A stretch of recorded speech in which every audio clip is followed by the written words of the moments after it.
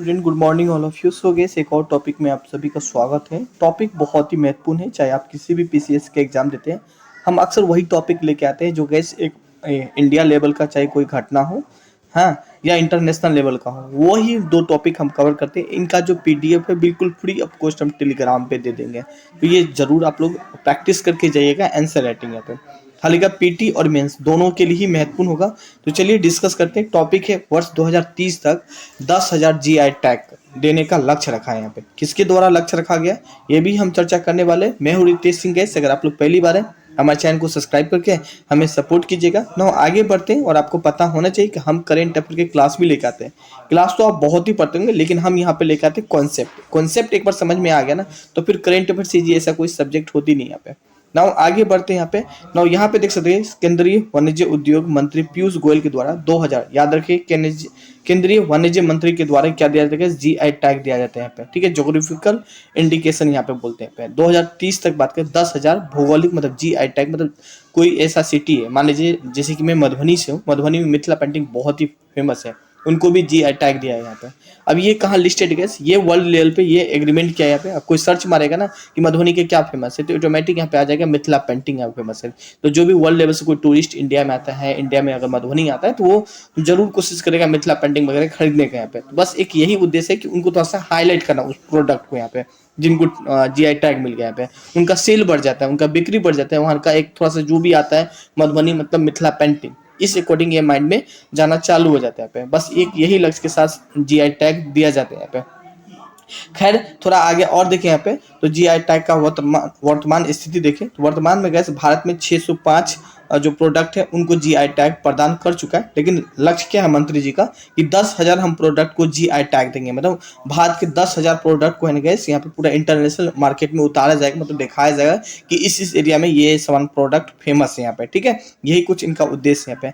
आगे देखिए गैस, इस पहल की प्रगति की निगरानी के लिए विशेष समिति का भी गठन किया गया है यहाँ पे।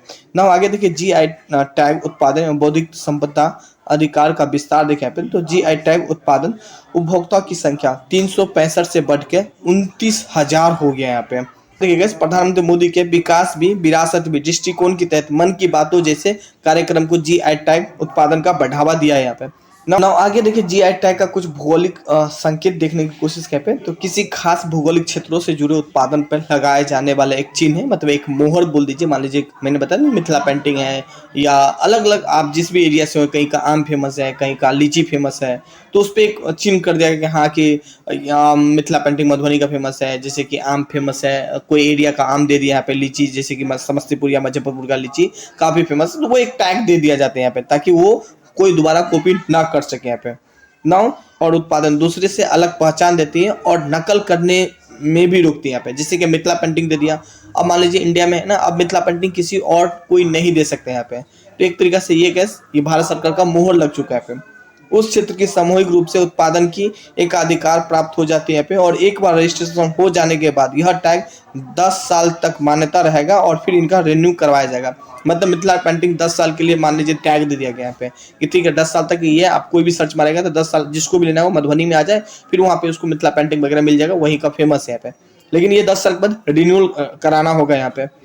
ना आगे देखिए गाइस, भौगोलिक संकेत जिनको जीआई टैग से संबंधित प्रशासनिक व्यवस्था अंतर्राष्ट्रीय और राष्ट्रीय स्तर पे विभिन्न संस्थाओं का कानून नियंत्रित करती है यहाँ पे। जैसे कि अंतर्राष्ट्रीय स्तर पे देखें यहाँ पे, तो गाइस अंतर्राष्ट्रीय स्तर से जो भौगोलिक संकेत है जीआई टैग है, वो WTO और ट्रिप्स के द्वारा नियंत्रित किया जाता है यहाँ पे। मधुबनी का मिथिला पेंटिंग बहुत ही फेमस है, तो क्या करेगा यूएसए के लोग पहले WTO मतलब विश्व व्यापार संगठन पे, क्योंकि डिमांड है सपोजिट यूएसए में, तो पहले यहाँ पे सर्च मारेगा ये कहाँ का फेमस है, तो मधुबनी का फेमस है, फिर यहाँ से कनेक्ट करने की कोशिश करें। इसी तरह ट्रिप्स भी एक ऑर्गेनाइजेशन है जो गैस अंतर्राष्ट्रीय लेवल पे काम करते हैं यहाँ पे। और ट्रिप्स के समझौता आर्टिकल 22 से लेके 24 में जीआई का प्रावधान शामिल है। गैस ये सब मेंस आपको आंसर राइटिंग में 2-3 बार आपको लिखेंगे तो काफी कुछ आपको समझ में आ जाएगा यहाँ पे।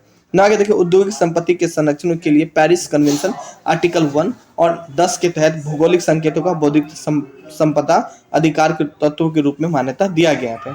दूसरा पॉइंट देखिए भारत में, ये तो अंतर्राष्ट्रीय लेवल पे देखे थे यहाँ पे।